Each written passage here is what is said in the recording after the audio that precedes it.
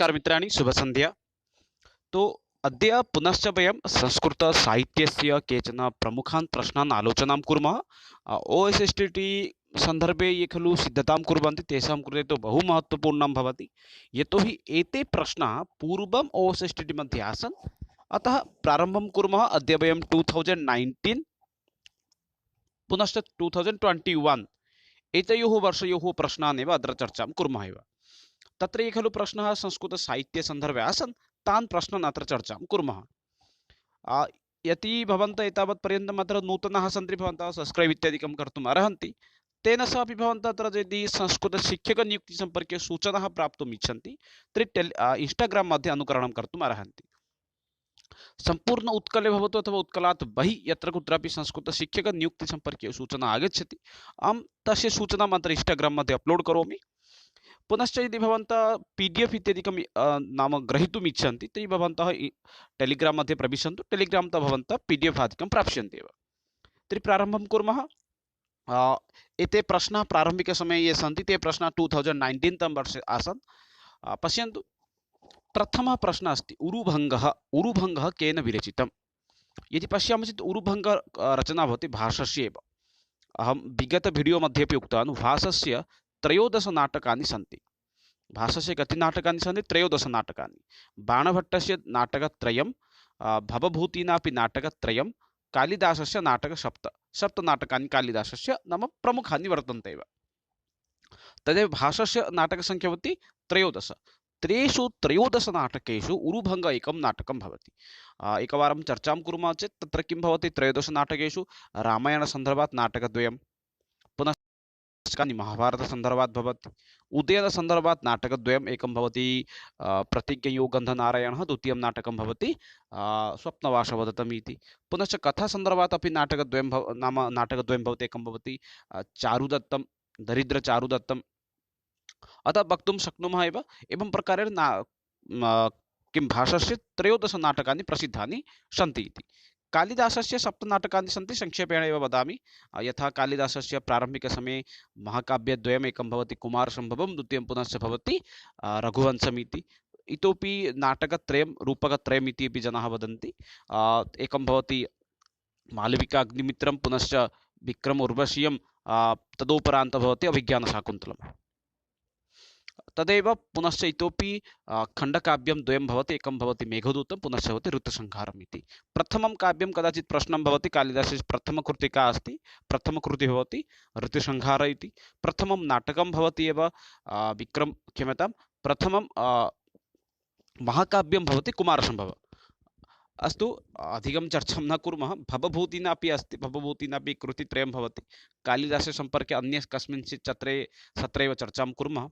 भवभूतिनापि कृतित्रयम्, एकं प्रारम्भिकसमये भवति मालतीमाधवं, पुनश्च भवति उत्तररामचरितं, पुनश्च महावीरचरितम्। एवं प्रकारेण भवभूतिना कृतित्रयं। तस्य प्रमुखकृतिः भवति नाम भवभूते कदाचित् प्रश्नं करोति, भवभूते मुख्यकृतिका अस्ति, भवभूते मुख्यकृतिः भवति एव उत्तररामचरितम् इति।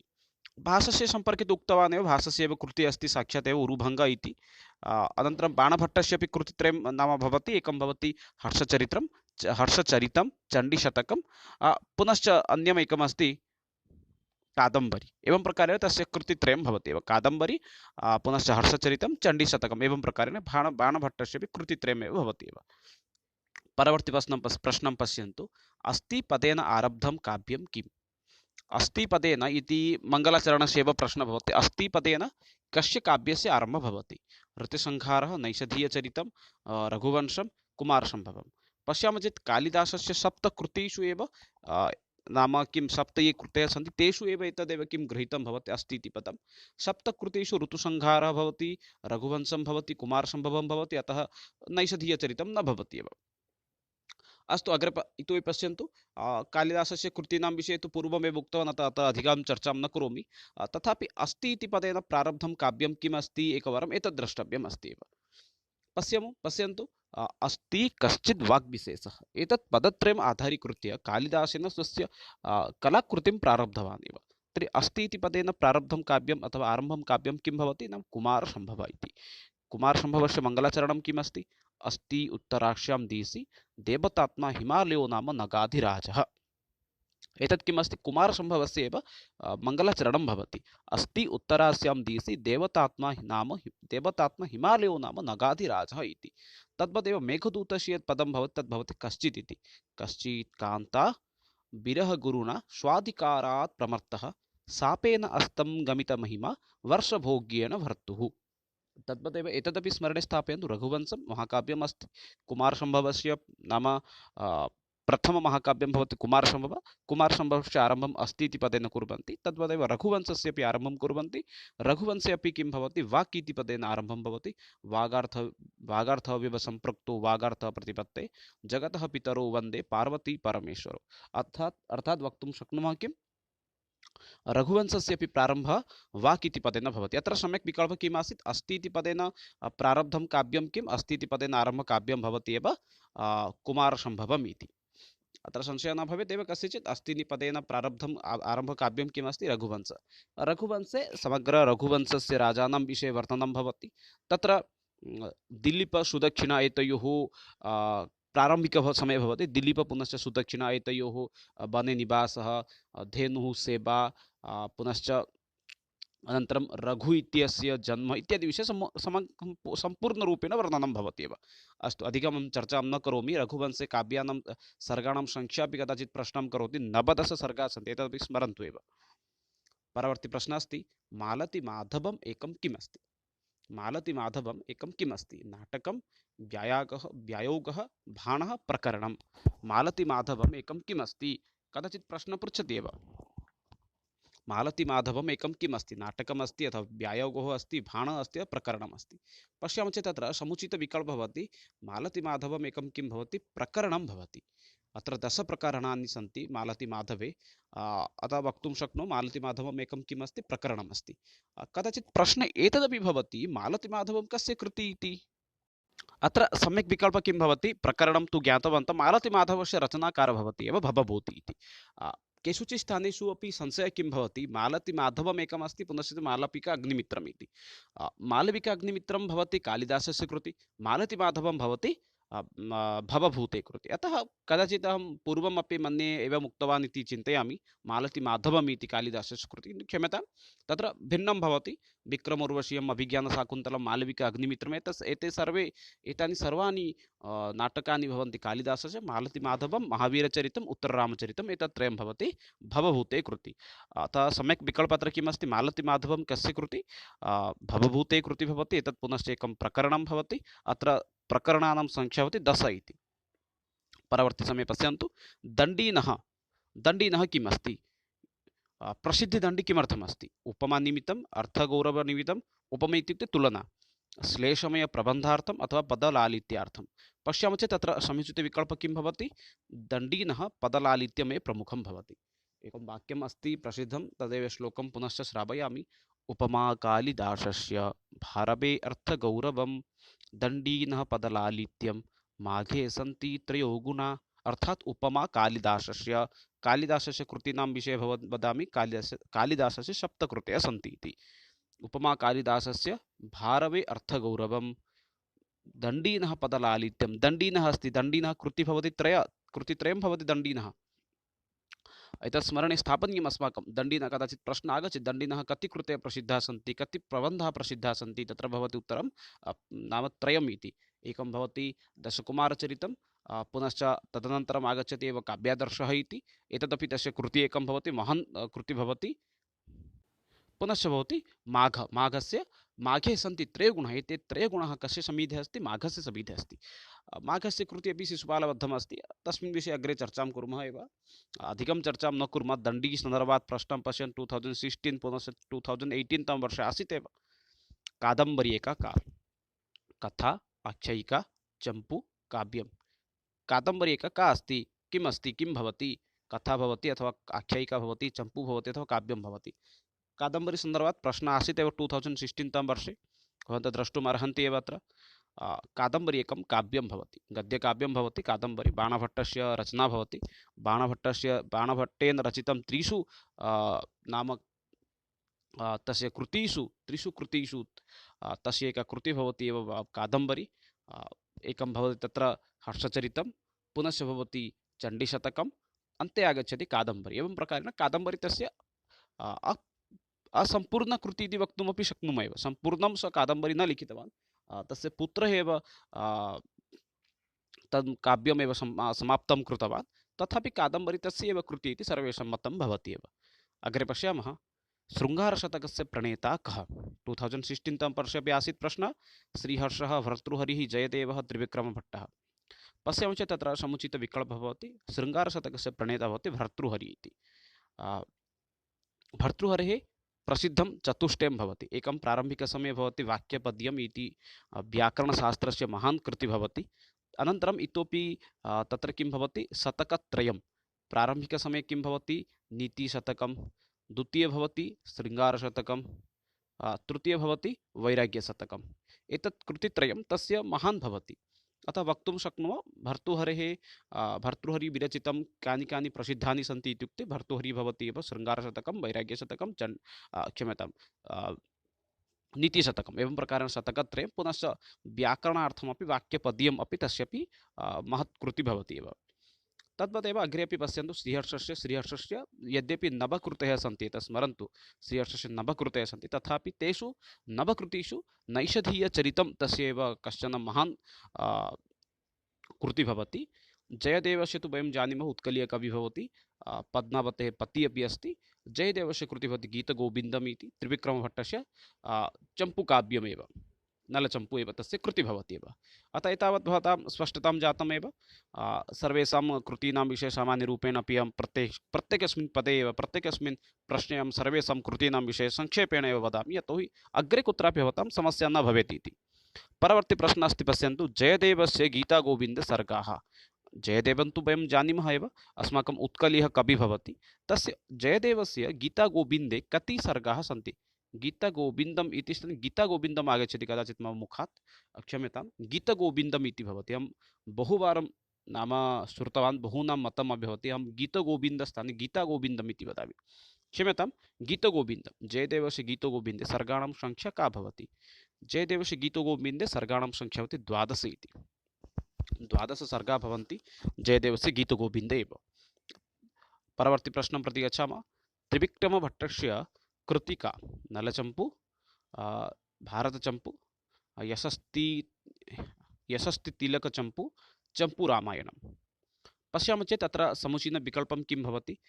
त्रिविक्रमभट्टस्य कृति यदि वयं पश्यामः, तत्र महान् कृतिः भवति त्रिविक्रमभट्टस्य नलचम्पू इति। त्रिविक्रमभट्टस्य कृति का भवति इत्युक्ते नलचम्पू एव तस्य कृतिः अस्ति। परवर्ती प्रश्नं प्रति गच्छामः। श्रीहर्षस्य काव्यस्य नायिका दमयन्ती कन्या भवति। श्रीहर्षस्य कृतीनां विषये अधिकं चर्चां न कुर्मः। पूर्वम् उक्तवान्, तस्य श्रीहर्षस्य काव्यस्य नायिका या दमयन्ती अस्ति, दमयन्ती भवति, सा कस्य कन्या भवति? नायिका दमयन्ती कन्या कस्य भवति? विदर्भस्य, निषधस्य, कौशलस्य, अङ्गस्य। पश्यामः चेत् तत्र समुचितविकल्पं किं भवति? दमयन्ती कन्या भवति विदर्भस्य कन्या भवति एव दमयन्ती। परवर्ती प्रश्नं पश्यन्तु। दण्डीनः प्रबन्धानां संख्या किम् अस्ति? 3, 5, 4, 6। पश्यामः चेत् तत्र समुचितविकल्पं किं भवति? दण्डीनः 3 प्रबन्धः प्रसिद्धं भवति। प्रारम्भिकसमये भवति दशकुमारचरितं, पुनश्च काव्यादर्शः, अन्तिमं भवति अवन्तिसुन्दरी कथा। इत्युक्ते दण्डिनः कृतित्रयं प्रारम्भिकसमये किं भवति? दशकुमारचरितं, स्मरणे स्थापयन्तु, दशकुमारचरितं, द्वितीयं भवति काव्यादर्शः, अनन्तरं भवति अवन्तिसुन्दरी कथा इति। एवं प्रकारेण तस्य कृतित्रयम् अर्थात् प्रबन्धत्रयं प्रसिद्धं भवति एव। एते प्रश्नाः आसन् मित्राणि अस्माकं 2019 तमवर्षस्य ये प्रश्नाः आसन्। इदानीं 2021 तमवर्षे यत् OSSTT परीक्षा सञ्जाता, तस्याः परीक्षायाः प्रश्नान् इदानीं पश्यामः एव। प्रथमप्रश्नः अस्ति, वैराग्यशतकस्य कविः कः? वैराग्यशतकं तु भवन्तः जानन्ति। वैराग्यशतकं भवति क्षम्यतां, भर्तृहरेः एव कृतिः भवति। भर्तृहरेः भवति किम् एषा कृतिः भवति वैराग्यशतकं। वैराग्यशतकस्य कविः भवति भर्तृहरिः। इतोपि अत्र तस्य इतोपि तिस्रः कृतयः सन्ति, यथा नीतिशतकं, वैराग्यशतकं, शृङ्गारशतकम्। एतत् शतकत्रयं, सर्वेषु शतकेषु 100 श्लोकाः सन्ति। भर्तृहरेः शतकत्रयम् इति विषये नीतिशतकविषये अहं स्वतन्त्रं भिडियोम् अपि निर्मितवान्, तदपि भवन्तः द्रष्टुम् अर्हन्ति। पुनश्च इतोपि किं तत्र भवति, तस्य इतोपि एकं कृतिः भवति व्याकरणक्षेत्रे वाक्यपद्यम् इति। अनन्तरं भवभूति इति अस्ति, भवभूते इत्यादि भवन्तः द्रष्टुम् अर्हन्ति। भवभूते अपि कृतित्रयं भवति। एकं भवति उत्तररामचरितं, प्रारम्भिकसमये स्मरणे स्थापयन्तु। द्वितीयं भवति महावीरचरितं, पुनश्च अनन्तरं भवति मालतीमाधवम् इति। एवं प्रकारेण तस्य किं भवति, इतोपि नाम तस्य कृतित्रयं भवति। भवभूते कृतित्रयं भवति इत्युक्ते उत्तररामचरितं, महावीरचरितं, पुनश्च मालतीमाधवम् इति। तद्वदेव एतद् भवति श्रीहर्षस्यापि किं भवति, नवकृतयः सन्ति। एतस्मिन् विषये तस्य अधिककृतयः सन्ति, नवकृतयः सन्ति। नवकृतिषु किं भवति, तस्य प्रसिद्धा या कृतिः भवति सा कृतिः वर्तते अस्माकं नैषधीयचरितम् इति। क्षम्यतां, महाभारतसन्दर्भे भवति एव। नलदमयन्ती एतयोः एव विषये वर्णनं तत्र भवति। अनन्तरम् अस्ति माघः इति। माघस्य तु वयं जानीमः एव, पञ्चमहाकाव्येषु अपि आगच्छति, शिशुपालवधम् इति तदेव वर्तते एव। अग्रे पश्यामः परवर्ती प्रश्नं प्रति। बाणभट्टस्य कादम्बरी एका का भवति? कथा, चम्पू, बिरुदम्, आख्यायिका। पश्यामः चेत् तत्र सम्यक् विकल्पः किं भवति, बाणभट्टस्य कादम्बरी या अस्ति सा भवति एका आख्यायिका इति। बाणभट्टस्य कादम्बरी भवति एका आख्यायिका। परवर्ती प्रश्नं पश्यन्तु। कालिदासस्य महाकाव्यानां संख्या का भवति? कालिदासस्य यदि कालिदासकृतीन् एकवारं भवन्तः पश्यन्ति, तत्र 7 कृतयः सन्ति। 7 कृतिषु तस्य महाकाव्यानां संख्या भवति 2। एकमस्ति रघुवंशं, द्वितीयं भवति कुमारसम्भवम् इति। रघुवंशविषये तु भवन्तः अवगच्छन्ति। कुमारसम्भवम् इत्युक्ते कार्तिकेयस्य जन्मः, पुनश्च शिवपार्वत्योः विवाहः इत्यादि विषये तत्र वर्णनं भवति। हिमालयपर्वतस्य विषये अपि हिमालयपर्वतात् एव आरम्भः भवति मङ्गलाचरणम्। अतः कालिदासस्य महाकाव्यानां संख्या भवति 2, तस्य कृतीनां संख्या भवति 7। पूर्वं बहुवारम् उक्तवान् एव कालिदासस्य कृतीनां विषये, अतः पुनः चर्चाम् अत्र न करोमि। भासस्य कृतयः 10, 11, 12, 13। भासस्य 13 एव नाटकानि प्रसिद्धानि सन्ति। तत्तु भवन्तः अवगच्छन्ति एव, भासस्य कति नाटकानि इत्युक्ते 13 नाटकानि। अत्र सम्यक् विकल्पः 13 भवति एव। एकवारं 13 नाटकानां कानि तानि 13 नाटकानि तानि एकवारम् अहं वदामि, स्मरणे स्थापयन्तु अथवा आवश्यकस्थानं तदपि लिखन्तु। 13 नाटकान् अहमत्र वदामि, एकमेकं स्मारयन्तु, लिखन्तु अपि। रामायणसन्दर्भात् नाटकद्वयम्, एकं भवति अभिषेकनाटकं, द्वितीयं भवति प्रतिमनाटकम्। अभिषेकनाटकम् इत्युक्ते रामचन्द्रस्य अभिषेकविषये अत्र वर्णनं भवति। प्रतिमनाटकम् इत्युक्ते दशरथस्य मृत्युः परं या घटना भवति तां विषयमत्र वर्णनं भवति एव। परवर्ती समये महाभारतसन्दर्भात् 7 नाटकानि सन्ति। एकं भवति मध्यमव्यायोगः, दूतकाव्यं, कर्णधारः, दूतो घटोत्कचः, पुनश्च पञ्चरात्रम्, उरुभङ्गः, अनन्तरं भवति बालचरितम्। एवं प्रकारेण तत्र महाभारतसन्दर्भात् 7 नाटकानि सन्ति। पुनश्च उदयनसन्दर्भात् नाटकद्वयम्, एकं भवति प्रतिज्ञयोगन्धनारायण, अनन्तरं भवति स्वप्नवासवदतम् इति। पुनश्च कथामूलकात् अपि नाटकद्वयं प्रसिद्धं भवति। एकं भवति अभिमारकम्, अनन्तरं भवति चारुदत्तम् इति, दरिद्रचारुदत्तम् इत्यपि प्रसिद्धं भवति। एवं प्रकारेण भासस्य 13 नाटकानि सन्ति। तस्मिन् विषये अपि अहम् एकं स्वतन्त्रं वीडियो अपि निर्मितवान्। भासस्य नाटकानां सम्पर्के सर्वेषां नाटकानामपि संक्षिप्तपरिचयमपि तत्र वर्तते, भवन्तः तदपि द्रष्टुम् अर्हन्ति एव। परवर्ती प्रश्नः अस्ति, मालतीमाधवं कृति, मालतीमाधवं कस्य कृति भवति? कालिदासस्य, भासस्य, भवभूते, श्रीहर्षस्य। अत्र सम्यक् उत्तरं भवति, मालतीमाधवं कृति भवति भवभूते इति। बहूनाम् अत्र संशयः भवति, मालतीमाधवं पुनश्च मालविका अग्निमित्रम्। एतत् किं भवति, मालतीमाधवं पुनश्च मालविका अग्निमित्रम्, प्रायः नाम समानमेव भवति। मालविका अग्निमित्रं किं भवति, कालिदासस्य कृति भवति। द्वितीयम् एतत् किं भवति, मालतीमाधवं कृति भवति भवभूते। अतः बहवः एवं लिखन्ति एव, नाम भवभूते स्थाने कालिदासं स्थापयन्ति। ममापि बहुवारं नाम तथैव नाम अशुद्धता सञ्जाता एव। अस्तु, मालतीमाधवं कस्य कृति भवति? भवभूते। भवभूते कृतित्रयं पुनश्च न वदामि। मालतीमाधवं यदि अनावश्यकं भवति तथापि एकवारं सूचयामि। मालतीमाधवं द्वितीयं भवति एव उत्तररामचरितं, पुनश्च इतोपि भवति महावीरचरितम्। एवं प्रकारेण तस्य कृतित्रयं प्रसिद्धं भवति एव। नैषधकाव्यस्य कथावस्तुनो आधारग्रन्थः। नैषधीयचरितं भवति श्रीहर्षस्य कृति। नैषधीयचरितं कस्मात् सन्दर्भात् गृहीतं भवति? रामायणं, महाभारतं, विष्णुपुराणं, भगवत्पुराणं। पश्यामः चेत् तत्र समुचितविकल्पं किं भवति? नैषधीयकाव्यं महाभारतसन्दर्भात् एव महाभारतसन्दर्भात् एव नैषधीयकाव्यस्य एव कथा सङ्गृहीता भवन्ति एव। अस्तु, तस्य नैषधीयचरितस्य रचनाकारः श्रीहर्षस्य कृतिः भवति नभ एव। परवर्ती प्रश्नं पश्यन्तु। नलचम्पुः कृति, नलचम्पु कस्य कृतिः अस्ति? खेमेन्द्रस्य, भोजदेवस्य, त्रिविक्रमभट्टस्य, बाणभट्टस्य। पश्यामः चेत् तत्र सम्यक् विकल्पः किं भवति? नलचम्पु एव कृतिः भवति त्रिविक्रमभट्टस्य। चम्पुक्षेत्रे तस्य नाम महान् योगदानं भवति। नलचम्पु एव तस्य महान् कृतिः भवति एव चम्पुक्षेत्रे। बाणभट्टस्य विषये तु भवन्तः अवगच्छन्ति, बाणभट्टस्य कृतित्रयं, पुनश्च अग्रे न वदामि। भोजदेवस्य तद्वदेव किं भवति? कृतित्रयं भवति। खेमेन्द्रस्य एक कथासाहित्यम् एव प्रसिद्धं भवति एव। परवर्ती प्रश्नं प्रति गच्छामः। गीतगोविन्दस्य प्रणेता कः? रूपगोस्वामी, जीवगोस्वामी, जयदेवः, विश्वनाथः। विश्वनाथः कविराजः, साहित्यदर्पणस्य रचनाकारः, अयं विकल्पः न भवति। सम्यक् विकल्पः अत्र किं भवति? जयदेवः इति। गीतगोविन्दस्य प्रणेता कः? जयदेवः एव भवति। अन्तिमं प्रश्नं पश्यन्तु। दण्डिनः प्रबन्धसङ्ख्या 3, 4, 5, 6। सम्यक् विकल्पः अत्र किं भवति? दण्डिनः नाम प्रबन्धानां संख्या भवति 3। पूर्वं बहुवारं चर्चां कृतवान् तस्य कृतीनां विषये, तस्य का कृतयः प्रसिद्धा अस्ति, अतः पुनश्च न वदामि। अन्तिमं प्रश्नं पश्यन्तु। शकुन्तलायाः जननी उर्वशी, रम्भा, मेनका, चित्राङ्गदा। पश्यामः चेत् तत्र समुचितविकल्पं भवति मेनका इति। संक्षेपेण वदामि। अभिज्ञानशाकुन्तलसन्दर्भात् एव अयं प्रश्नः आगच्छति। तत्र प्रथमाङ्के एव अयं विषयः वर्णितं भवति, यदा राजा शकुन्तलायाः विषये एव शकुन्तलायाः सखीद्वयं प्रश्नं करोति, प्रियंवदां पुनश्च अनुसूयां। तस्मिन् समये एव सा प्रियंवदाय वदति शकुन्तलायाः माता भवति एव मेनका, पुनश्च तस्य पिता भवति विश्वामित्रः इति।